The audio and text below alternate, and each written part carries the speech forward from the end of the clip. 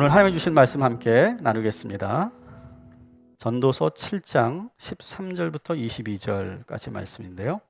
우리 14절 말씀을 우리 먼저 봉독하고 말씀을 듣도록 하겠습니다. 형통한 날에는 기뻐하고 공고한 날에는 되돌아보아라. 이 두 가지를 하나님이 병행하게 하사 사람이 그의 장래일을 능히 헤아려 알지 못하게 하셨느니라. 아멘. 전도서 말씀 중에 아주 유명한 말씀 가운데 하나고요. 개인적으로 제가 참 좋아하는, 청년 때부터 참 좋아했던 그런 말씀입니다. 아마 여러분들도 아마 이 말씀을 많이 들었거나 아주 좋아하는 분들이 많이 계실 거라고 생각합니다. 저는 이 말씀을 이렇게 묵상하면서 문득 전도서 3장 말씀이 생각이 났어요. 3장 이런 말씀이 있죠.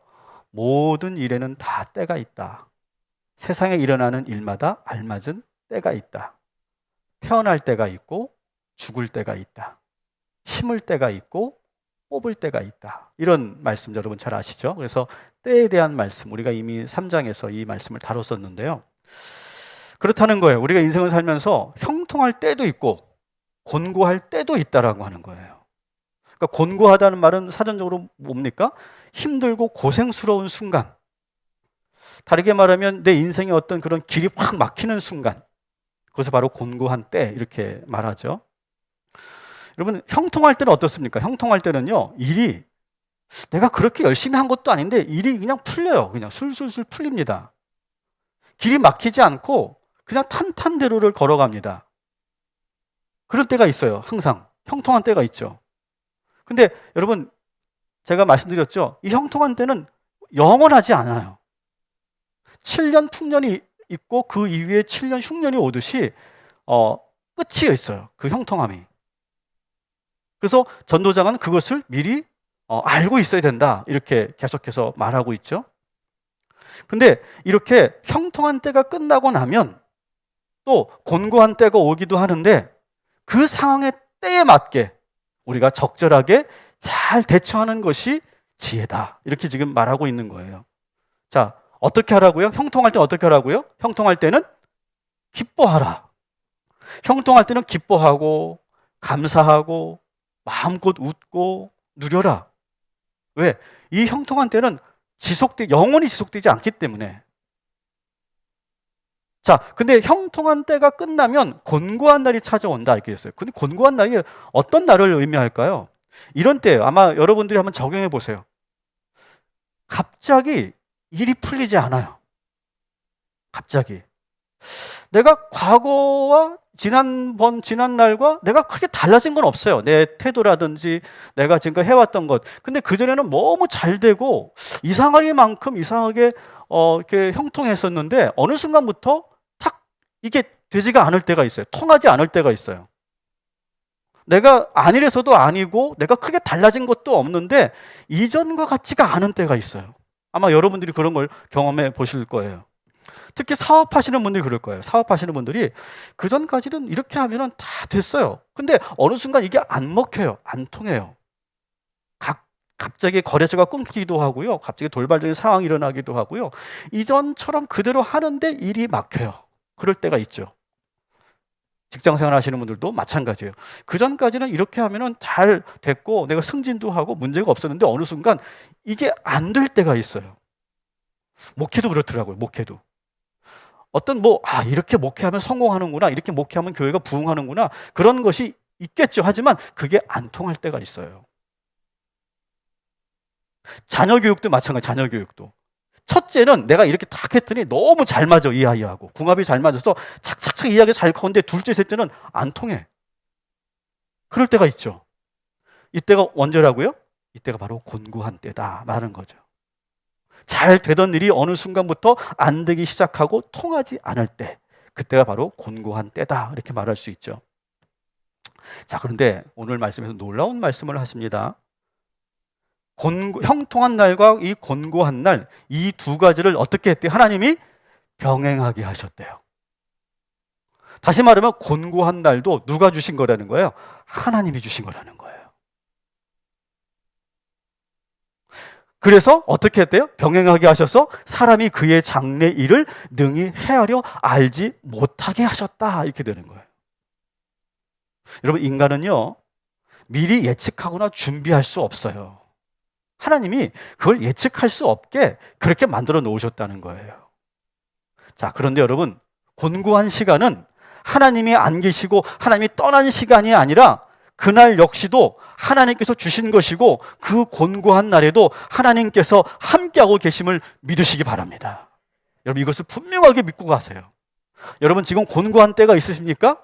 하나님이 함께하고 계시고 하나님께서 이 곤고한 때도 주신 것이다, 이렇게 여러분 고백하시고 믿으시기를 주님의 이름으로 축복합니다. 자, 그러면 형통한 때는 기뻐하고 곤고한 날에는 뭘 하라고 그래요? 따라합시다. 곤고한 날에는 생각하라. 우리가 지금 개역개정 성경에는 되돌아보아라 이렇게 되어 있지만 우리가 옛날 성경, 이전 성경에는 곤고한 날은 생각하라 이렇게 번역이 되어 있습니다. 저는 그 옛날 번역이 더 좋은 것 같아요. 익숙해서 그런지도 모르겠지만, 다시 말하면 지난 시간을 되돌아보라는 거예요. 곤고한 날 역시 하나님께서 주신 것이다 라고 적극적으로 받아들이고 묵상하라는 거예요. 이 곤고한 날이 무조건 불행한 것만 아니다라고 하는 거예요. 여러분, 우리가 인생을 살면서 한 번쯤은 꼭 겪게 되죠. 이 곤고한 날을. 한 번만 겪으면 좋게요? 인생을 살면서 여러 차례 이 곤고한 날을 겪게 됩니다. 그런데 이 시간을 통해서 우리는 많은 것들을 배울 수 있어요. 이때 비로소 우리는 성숙해지고 깊어지고 성장하고 그리고 영적으로 우리가 나의 한계를 보면서 겸손해지게 되는 거죠. 그때 바로 우리가 하나님을 만나고 그 순간에 하늘의 지혜를 우리가 소유하게 된다라고 하는 겁니다. 오래된 책인데요, 맥스 루케이도 목사님이 쓰신 그런 책이 있죠. 따라합시다. 곤고한 날의 은혜. 참 좋은 제목인 것 같아요. 여러분 어떠세요? 곤고한데 은혜가 있다는 거예요. 오래전에 읽었던 책인데 이 말씀을 제가 준비하면서 그 책이 탁 떠올랐어요. 이 곤고한 날을 주신 하나님의 뜻과 계획이 있다는 걸 믿는 거예요. 여러분 아마 그걸 경험해 보신 분이 계실 거예요. 이 곤고함을 경험해 보셨죠? 여러분, 나는 곤고한 거 잘 몰라, 나는 항상 잘 됐으니까, 그런 분 있어요? 있어도 지금 손 들면 안 돼요. 돌 맞아요. 다 우리는 겪었습니다, 이 곤고한 날. 근데 여러분, 곤고한 날을 한번 되돌아보시라고요. 깊이 곤고한 날을 돌아보고 생각하면서 우리는 많은 것을 내가 경험하고 깨닫게 됩니다. 그래서 오늘은요, 이 코엘렛이 이 곤고한 날에 홀로 골방에 들어가서 생각하며 기도하라라고 얼마나 좋았을까, 그죠? 곤고한 날 기도하라. 그럼 되게 은혜롭잖아. 근데 생각하라 이렇게 말했어요. 좀 아쉽죠? 근데 그 이유가 있어요. 그래서 저는 오늘 이 코엘렛의 지혜, 이 전도자의 지혜를 이렇게 한번 제목을 붙여봤어요. 따라합시다. 곤고함의 지혜. 자, 지난주는 제가 무슨 지혜라고 그랬죠? 불편함의 지혜라고 그랬잖아요, 그죠? 오늘은 곤고함 속에서 우리에게 얻어지는 지혜를 지금 말하고 있는데, 곤고함의 지혜 첫 번째, 우리 한번 같이 한번 읽어볼게요. 안 되는 것을 억지로 내 힘으로 해보려고 애쓰지 말아라. 자, 우리 13절을 먼저 한번 읽어볼까요? 13절 같이 읽어볼게요. 하나님께서 행하시는 일을 보라. 하나님께서 굽게 하신 것을 누가 능히 곱게 하겠느냐. 아멘. 사업을 하시는 분들은 그런 유혹을 많이 겪게 되죠. 사업이 좀 어려워져요. 사업에 좀 위기가 찾아왔어요. 그러면요, 그때 어떻게 되냐면 어떻게든 살리기 위해서 모든 수단을 다 씁니다. 근데 다 좋은데 문제는 그렇게는 하지 말아야 되는데 결국 어쨌든 살려야 되니까, 이 사업자를 살려야 되니까 결국 선을 넘게 되고 안 되는 것을 억지로 되게 하려고 그렇게 하다가 더 큰 피해를 보게 되고, 그리고 본인은 물론 주변 사람들까지 고통스럽게 하는, 피해를 주는 그런 일들이 있죠. 이럴 때 우리는 이 말씀을 기억해야 된다는 거예요. 하나님께서 굳게 하신 것은 누구도 결코 곧게 할 수 없다라고 하는 거예요. 그런데 많은 경우 우리들은 이미 굽어진 현실을 인정하지 않고 억지로 그걸 내 힘으로 펴보려고 해요. 여기에 온갖 시간과 에너지를 다 허비하고 안 되는 선을 넘게 되고 하지 말아야 될 일까지도 하게 됩니다. 근데 이때 빨리 정신을 차려야 된다는 거예요. 정신을 똑바로 차려야 된다는 거예요. 아, 이거는 하나님께서 하신 거구나. 이걸 빨리 깨달으는 순간 우리는 빨리 그것을 내려놓을 수 있고 현실을 받아들이게 되고, 이 곤고한 날에 우리가 골방에 들어가서 잠잠히 생각하고 기도하는 시간을 가질 수 있는데, 내가 이것을 인정하지 않고 내 힘으로 그걸 펴려고 자꾸 하면 기도도 안 되고 하나님을 찾지도 않고 자꾸 안 되는 악수를, 무리수를 계속 두게 된다는 거예요. 이러한 말씀을 전도자는 여러 번 했습니다. 우리 1장 15절, 3장 14절 비슷한 그런 내용인데요. 같이 한번 읽어볼게요. 시작. 구부러진 것도 곧게 할 수 없고 모자란 것도 셀 수 없도다. 하나님께서 행하시는 모든 것은 그 위에 더할 수도 없고 덜할 수도 없나니. 아멘. 이것을 빨리 깨달아야 된다는 거예요. 여러분 빨리 깨달으시기 바랍니다. 곤고한 날을 알아차리고 빨리 받아들이고 마음의 준비를 단단히 해야 돼요. 그때는요. 그리고 이제 내가 어쩌면 사막으로 들어갈 수 있겠구나. 광야로 들어갈 수 있겠구나. 그런데 그 광야는 나를 반드시 성장시킬 것이고 그 광야의 끝도 반드시 있을 것이다. 하나님께서 더 좋은 길로 인도하기 위해서 이 지름길을 가게 하신 것이다. 이렇게 믿음을 가지고 마음을 단단히 먹고 걸어가는 것이 중요하다는 거예요. 여러분, 우리 인간은요, 장래일을 예측할 수가 없어요. 앞에 미래가 어떻게 펼쳐지고 어떤 고난이 따를지 상상할 수가 없어요. 여러분, 미래학자들이 아무리 미래를 예측한다고 해서 그들의 말이 다 맞는 게 아니에요. 여러분, 코로나를 누가 예측했어요? 아무도 예측한 사람이 없어요. 이렇게 될 줄 누가 알았어요? 아무도 예측할 수 없는 거예요. 근데 이 곤고한 날에 우리가 해야 될 것이 있다라고 하는 거예요. 깊이 생각한다는 거예요. 그러면서 오직 하나님 아버지와 예수 그리스도만을 믿고 성령의 인도하심을 따라서 우리가 걸어가게 되면 다시 또 곤고한 그 날이 지나가게 되고, 그리고 우리에게 다시 한번 형통한 날이 오게 될 줄 믿습니다. 여러분, 그것을 오늘 이 시간 분명하게 믿고 돌아가시기를 주님의 이름으로 축복합니다. 따라합시다. 예배는 곤고한 날에 생각하는 시간이다. 여러분, 오늘 이 시간 곤고한 마음으로 오셨습니까? 여러분, 오늘 이 시간 생각하시고 이 말씀을 묵상하시고 기도할 때 하나님께서 우리에게 새 힘을 공급하여 주실 줄 믿습니다. 두 번째, 이 곤고함의 지혜 두 번째는 뭐냐? 같이 한번 읽어볼게요. 이해할 수 없는 현실에서 하나님을 경외하라. 아멘. 여러분, 이 코엘렛이 이 곤고할 때, 이 허무할 때 모든 걸 다 잃고 지금 아주 세심하게 돌아보면서 관찰을 한 게 하나 있어요. 자, 그런데 여러분 좀 당황하지 마세요. 이 관찰한 내용을 일단 한번 읽어볼게요. 우리 15절 같이 읽겠습니다.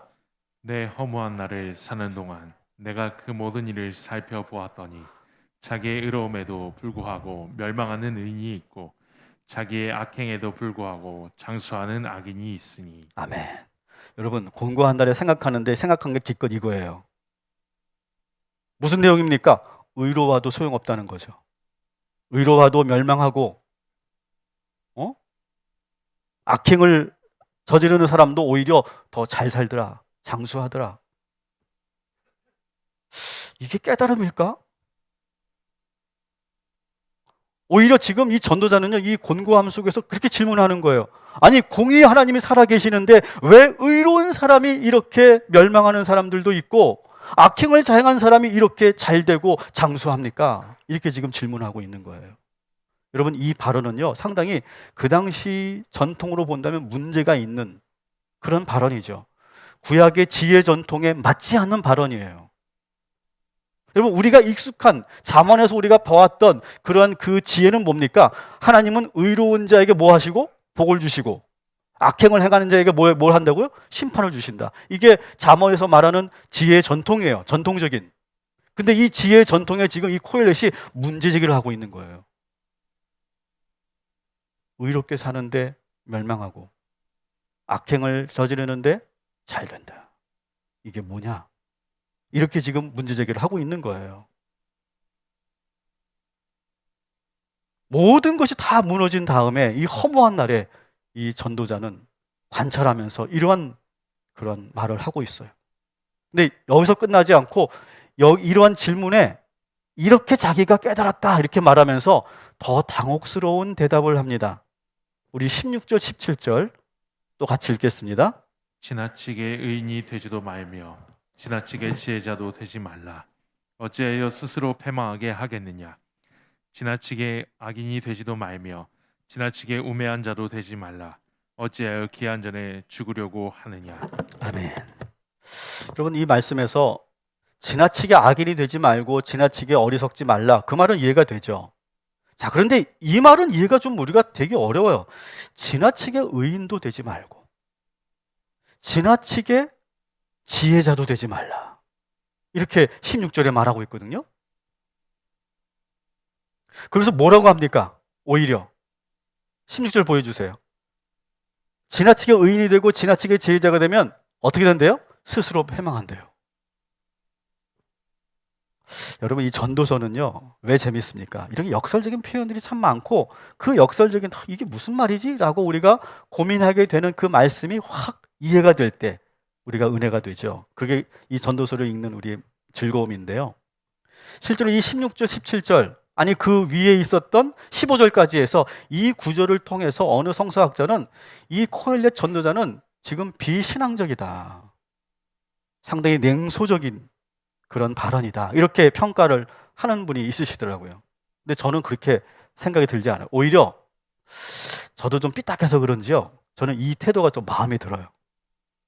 그러면 안 되는데. 여러분 어떠세요? 전 좀 마음에 들거든요.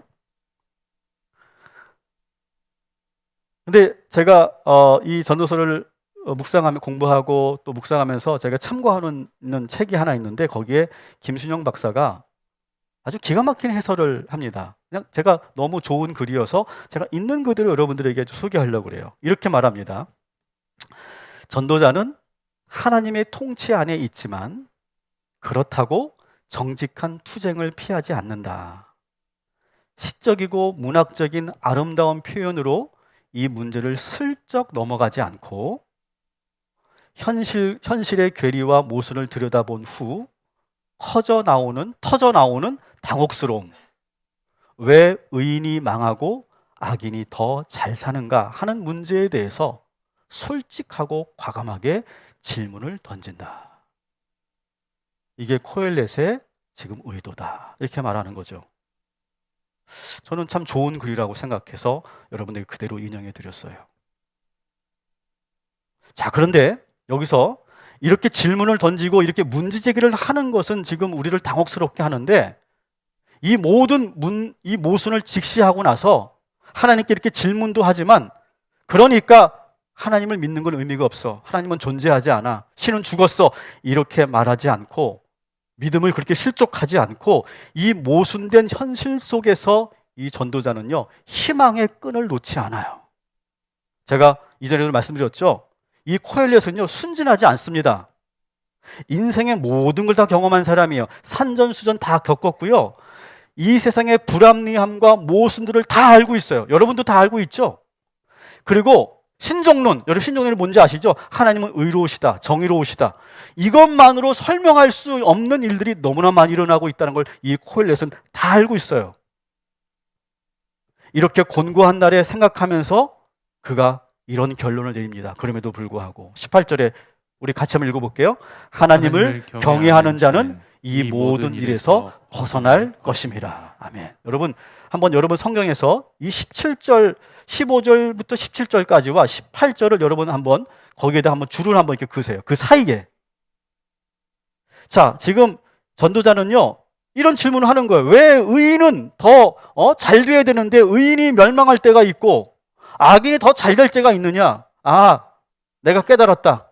지나치게 의로울 필요도 없고 지나치게 지혜로울 필요도 없구나, 이렇게 생각했다는 거예요. 자, 그런데 18절은 그 고민 속에 깊이 들어가서 골방 속에서 생각하고 또 생각하고 또 생각하는 거예요. 계속해서 이 질문을 붙잡고 씨름하는 거예요. 왜 이런 문제가 일어나는지. 그럼에도 불구하고 결국 이 코엘렛이 얻어낸 결론은 뭐냐? 그래도 하나님을 경외하면 이 모든 일에서 벗어날 것이다. 이 결론을 내렸다라고 하는 거예요. 여러분, 이게 정말 놀랍지 않습니까? 여러분, 우리가 실족할 때가 있잖아요. 여러분, 내 뜻대로 되지 않을 때가 있잖아요. 하나님에게 솔직히 우리가 서운하기도 하고 원망할 때도 있잖아요. 그래서 우리가 하나님과 멀어지기도 하고, 내가 신앙을 내가 포기할까 그렇게 생각하기도 하고 멀리 떠나려고도 하고 그럽니다. 그런데 거기서 완전히 떠나는 것이 아니라, 그럼에도 불구하고 다시 하나님을 찾고 다시 하나님께로 달려오고 다시 하나님을 경외하는 삶, 이렇게 될 때 우리의 인생의 모든 문제가 풀리게 된다라고 하는 거예요. 그래서 이 17절과 18절 사이에는 상당한 시간이 흘렀다고 봐야 돼요. 그래서 한번 줄을 거놓으라고 한 거예요. 다 알 수 없고 다 설명할 수 없어요. 다 우리가 이해할 수 없어요, 이 세상의 이 부조리함을. 그런데 하나님을 경외하는 걸 우리가 할 수 있다는 거예요. 사랑하는 성도 여러분, 우리는요 순진하지 않아요. 우리도 언제 웬만큼 인생 살았기 때문에 순진하지 않습니다. 다 설명할 수 없고 다 부조리함을 못으로 우리는 다 알고 있어요. 그러나 우리가 선택하는 것은 오직 복음의 진리로 예수 그리스도만을 우리의 구원자심을 고백하고, 이 부조리함 속에서도 예수 그리스도의 새로운 소망을 두시기를 주님의 이름으로 축복합니다. 그러면 우리의 인생의 모든 문제가 풀리게 되고 벗어나게 된다. 이것이 전도자의 깨달음이고 통찰이다라고 하는 것이죠. 세 번째, 곤고함의 지혜는 이런 겁니다. 같이 읽습니다. 지나치게 의인이 되지도 말며 지나치게 지혜자도 되지 말라. 여전히 그래도 이 문제가 풀리지 않습니다. 여러분, 근데 이 말을요, 여러분 이렇게 오해하시면 안 돼요. 그러니까 의롭게 살지도 말고 그러니까 지혜를 추구하지 말아라, 이렇게 보면 안 돼요. 그건 너무 여러분이 잘못 해석하는 거예요. 여기서 말하는 것은 뭐냐? 지나친 의로움과 너무 많은 지혜를 지금 말하고 있는 거예요. 인생에서 곤고한 날이 찾아올 때 보니까 악행을 행하거나 어리석어서 불행이 찾아올 때도 많아요. 이게 대부분이겠죠. 그런데 자세히 들여다보니까, 관찰해 보니까 너무 의로운 사람들, 너무 지혜가 많은 사람들도 이런 곤고함이 찾아오더라라고 하는 거예요. 여기서 말하는 지나친 의인과 지나친 지혜가 뭘 말하는 걸까요? 한마디로 제가 설명하면 이런 거예요. 따라합시다. 지나친 자기 확신에 빠지지 말라, 이거예요. 지나친 자기 확신에 빠지지 말라는 거예요. 제가 예를 들 건데 어느 누구를 지칭하면서 예를 드는 건 아니에요. 그런데 아마 이 설명을 들으시면 누군가가 막 여러분이 떠오를 거예요. 아마 여러분들의 위에 말풍선이 막 올라갈 거예요. 이렇게 생각풍선이 막 어떤 얼굴이 막 떠오를 거예요. 한번 잘 들어보세요. 세상의 부조리와 맞서고 정의를 위해 평생을 쌓은 사람이 있다고 봅시다. 부패한 세력을 향해서 용기 있게 투쟁을 선포하고 잘못된 것을 낱낱이 드러내고 그런 분이 있다고 상상해 보세요. 우리 사회에도 있죠. 우리가 존경하는 분들 아마 여러분도 기억하실 거예요. 그리고 종교 지도자들 가운데서도 아주 유명한 영적 멘토라고 불리는 사람들이 많이 있습니다. 우리 기독교 안에도 그런 분들이 많이 있죠. 목사님들도 계시고. 대중들에게, 많은 사람들에게 아주 감동적인 지혜를 가르쳐 줍니다. 신앙적으로 거룩하고 모두에게 본이 되었던 종교 지도자들이 우리 주변에도 많이 있습니다. 하나님이 하신 말씀 그대로 살고 복음대로 살자고 강조하고, 워낙 좋은 일을 많이 하시기 때문에, 또 그들의 그 가르침이 너무 감동적이기 때문에 많은 사람들이 그를 존경하죠. 정말 말한 대로 사는 그 모습이 너무 아름답고 감동적입니다. 그래서 많은 사람들이 그를 존경하고 인기가 올라가죠. 수많은 팬들이 생깁니다. 팬덤이 형성이 됩니다. 그런데 여기서부터 문제가 생기고 함정에 빠지게 되죠. 여기서부터 처음에는 정말 나의 정직한 그런 신념과 나의 가치관과 나의 세계관을 가지고, 나의 그 의로움을 가지고, 내가 성경적 어떤 그런 원칙을 가지고 그렇게 살다가 많은 사람들이 호응하기 시작하고 많은 사람들이 존경하면서, 그러면서 어떻게 되느냐? 대중이 원하는 이미지, 대중이 바라는 삶, 군중이 투사하는 그 이미지로 내가 살게 돼요. 자기도 모르게. 그러면서 그때부터 무슨 문제가 생겼냐? 내가 얼마나 연약한 존재인지를 망각하게 되는 순간이 있어요.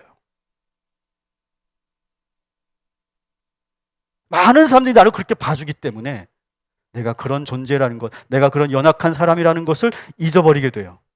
그러면서 어떻게 되냐면 나의 리얼한 진짜 모습을 숨깁니다. 그리고 이중적인 삶을 살기 시작하죠. 그러다가 어느 날 루머가 하나 터집니다. 루머가 하나 터지면 어떻게 합니까? 신문 기자들은 집요하게 그것을 파고듭니다. 그러면서 하나하나 그것이 양파 벗겨지듯이 그 모든 일들이 드러나게 되고, 사람들은 평소 너무 존경한 분이었기 때문에 그 충격을 받습니다. 어쩌면 이럴 수가 있어, 이 사람이. 크게 실망하고 배신감을 이기지 못해서 그 사람들이, 그 군중들이 이제는 안티로 바뀌게 되죠. 사실 이분이 했던 일은 일반 사람들이나 아주 불법을 자행하는 사람들에게 비교해 보면 그렇게 큰 일도 아닌데, 워낙 그분이 했던 말씀과 보여줬던 행동이 그 이미지가 너무 강하다 보니까 이 작은 허물이 너무너무 크게 보이는 때가 있어요. 그리고 자기 자신도 이러한 자신의 실수, 자기의 이 허물을 보면서 자기 자신도 자기를 용서하지 못해요. 세상에는 이분보다 더 뻔뻔하게 죄를 짓고도 잘 사는 사람들이 너무나 많이 있는데, 워낙 살아왔던 그런 길이나 해왔던 그 말 때문에 자기 자신을 용서하지 못하고 자기의 삶이 송두리째 완전히 순식간에 무너져 버리는 그런 분들을 우리가 많이 보죠. 누구라고 말할 수는 없어요. 너무나 많이 있기 때문에. 이런 분들 가운데는 스스로를 용서하지 못해서 스스로 극단적인 선택을 하는 경우도 있습니다. 그리고 모든 지금까지 쌓아왔던 그러한 명예와 명성을 다 잃어버리고 순식간에 추락하기도 하죠. 그리고 16절을 보세요. 지나치게 의인이 되지도 말고 지나치게 지혜로 되지 말라. 왜냐하면 스스로 패망하게 된다는 거죠. 이런 일들이 너무나 많이 일어나고 있죠, 우리 사회에. 전도자는요, 이렇게 한순간 무너진 많은 스승들과 지도자들을 다 알고 있어요. 잘 알고 있죠.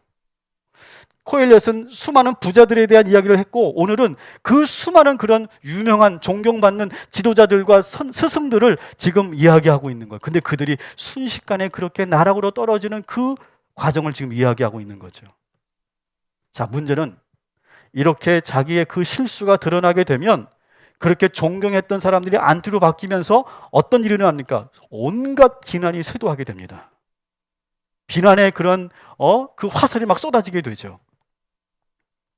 그랬을 때 또 이 코엘렛은 이런 조언을 해주죠. 우리 21절 같이 한번 또 읽어보겠습니다. 남들이 하는 말에 마음을 쓰지 말아라. 자칫하다가는 내 종이 너를 욕하는 것까지 듣게 된다. 아마 우리식으로 말하면 악성 댓글 같은 거죠. 막. 그러면 악성 댓글 계속 보면 사람이 죽고 싶어진다고 하잖아요. 스타들과 연예인들이 그런다고 하잖아요. 근데 여기에 너무 신경 쓰지 말아라. 너무 그것을 반응하게 되고 너무 거기에 예민하게 되면 어떻게 된대요? 내 종이 욕하는 것까지 보게 된다. 이건 뭐예요? 나를 가까이 돕는 그런 사람들이 하는 말도, 저놈들까지도 나를 이렇게 비난하는 게 아닐까? 저 사람들까지도 나를 이렇게 지금 안 좋게 실망하고 있는 게 아닐까? 그렇게 예민해진다는 거예요. 거기에서 벗어나라. 지금 조언하고 있는 거죠. 여러분들에게 제가 한 가지 부탁을 드릴게요. 여러분들이 지금 존경하는 분들이 계실 거예요. 이분은 정말 대단한 분이야. 이분만큼은 진짜 내가 존경할 만한 사람이야. 그런 분들이 계실 거예요. 근데 여러분, 그분들도 사람입니다. 그분들에게도 허물이 있고 한계가 있어요. 그런데 너무 그 대상을 이상화하다가 그 사람의 그 작은 실수를 하나 보고 완전히 우리가 실망하고 그 사람을 이제는 완전히 안티가 되고 멸시하는 그런 것도 저는 성숙하지 못하다고 생각해요. 혹시 그런 모습을 우리가 보일 때 우리는 어떻게 되느냐? 그 사람도 역시 사람이지. 그 사람도 역시 죄인이지. 그러면서 오히려 그 사람을 긍휼하게 봐주고 그 사람이 극단적인 선택을 하지 않도록 우리가 같은 편은 되어줄 수 없지만 우리가 그 사람을 잘 품어주고 인정해주는 일, 저는 그것이 우리 사회가 건강하고 성숙한 사회가 되는 거라고 생각해요.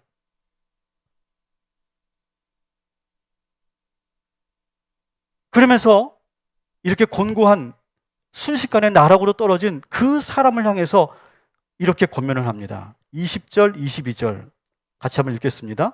좋은 일만 하고 잘못을 전혀 저지르지 않는 의인은 이 세상에 하나도 없다. 너 또한 남을 욕한 일이 많다는 것을 너 스스로 잘 알고 있다. 아멘. 좋은 일만 하고 잘못을 전혀 저지르지 않는 사람은 이 세상에 없어요. 하나도, 의인은 하나도 없어요. 그 사람도 되게 고매하고 되게 의로운 것 같지만 뭐래요? 남을 욕하고 비판하고 그리고 험담하는 그런 일도 너도 하지 않았느냐라고 지금 말하고 있는 거예요. 너무 지나치게 의롭게 살려고, 너무 지나치게 지혜로운 삶을 살려고 하지만 그렇게 될 수도 없고 오히려 그 함정에 빠지게 된다라고 하는 거죠. 여러분, 하나님 앞에서 우리는 그저 인간일 뿐이고 죄인일 뿐임을 여러분 인정하시기를 주님의 이름으로 축복합니다. 저는 그것이 은혜라고 생각해요. 그래서 여러분, 로마서 3장 10절 아주 유명한 말이 있잖아요. 따라합시다. 의인은 없나니 하나도 없다. 이게 사도 바울이 아주 유명한 그런 구절 아닙니까? 여러분, 하나님 앞에서는요, 우리는요 늘 회개하는 존재일 뿐이에요. 여러분, 우리가 예수를 왜 믿어야 되는 줄 아세요? 우리가 왜 이렇게 매주 나와서 예배해야 되는 줄 아세요? 왜 우리가 이걸 하지 않으면 어느 순간 내가 망학한다니까요? 이렇게 살면 되는 거 아니야? 난 좀 괜찮은 것 같은데? 난 뭐 그렇게 큰 죄를 짓지도 않고 이 정도면 되는 거 아니야? 근데 우리가 예배를 계속 드리고 계속 우리가 회개를 제가 촉구하잖아요, 여러분. 그럼 찔림이 있잖아요. 그렇지, 내가 죄인이지. 하나님 앞에서 내가 죄인이지. 회개하고 내 스스로 나의 연약함을 인정하는 일이 은혜인 줄 믿습니다. 그래서 사람들에게 있는 모습 그대로 보여줄 수 있어야 돼요. 여러분, 지나치게 의인이 된다는 게 뭐예요? 지나치게 지혜자가 된다는 게 뭐예요? 내가 감당할 수도 없는 의로움, 내가 그렇게 살지 못하면서도 내가 그렇게 말하고 있는 지혜, 이게 우리를 분열시킨다는 거예요. 그래서 목회자들이, 설교자들이 가장 이 위험에 빠지는 거죠. 저 역시 거기에 해당되는 거죠. 내가 그 수준에 오르지도 못했는데 내가 마치 그렇게 살고 있는 사람처럼 그렇게 설교할 때 저와 이 말씀이 분열이 됩니다. 참 위험한 일이죠, 이게. 여러분, 나 자신도 감당할 수 없는 그런 의로움과 지혜를 추구하기보다 대중이 원하고 바라는 모습으로 내 자신을 포장하지 말고 인기가 조금 없어도 조금 존경받지 못해도 여러분, 하나님 앞에 진실하시고 사람들 앞에 솔직하시고 내 자신과 내 자신이 분열이 일어나지 않도록 여러분 사는 것이 이 코엘렛이 우리에게 전하는 지혜고 이것이 진정한 하나님의 복음인 줄 믿습니다. 말씀을 정리합니다. 코엘렛은 길이 막히고 곤고했을 때 깨달았던 지혜 3가지를 우리에게 들려줬어요. 다시 한번 복습해 볼게요. 이 3가지 같이 한번 읽어볼게요. 안 되는 것을 억지로 내 힘으로 해보려고 애쓰지 말아라. 이해할 수 없는 현실에서 하나님을 경외하라. 지나치게 의인이 되지도 말고 지나치게 지혜자도 되지 말아라. 아멘. 결국 이 말은 뭐예요? 이 말은 한마디로 말하면 모든 일은 하나님께서 주관하시는 것이고 하나님 앞에서 우리 모두는 죄인일 뿐이고 다 이해할 수 없지만 하나님을 경외하는 것, 이것이 곤고한 날에 우리에게 주시는 은혜고 지혜라고 하는 거예요.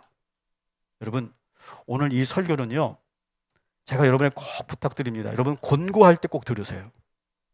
그냥 이번 주 한 번 들은 설교를 끝나지 말고 여러분의 인생에 길이 막혔을 때, 곤고할 때 이 설교를 듣고 또 들으면 거기서 새로운 깨달음, 더 큰, 지금 제가 전한 그 내용보다 더 큰 은혜와 그리고 지혜를, 통찰을 하나님께서 우리들에게 허락하여 주실 줄 믿습니다.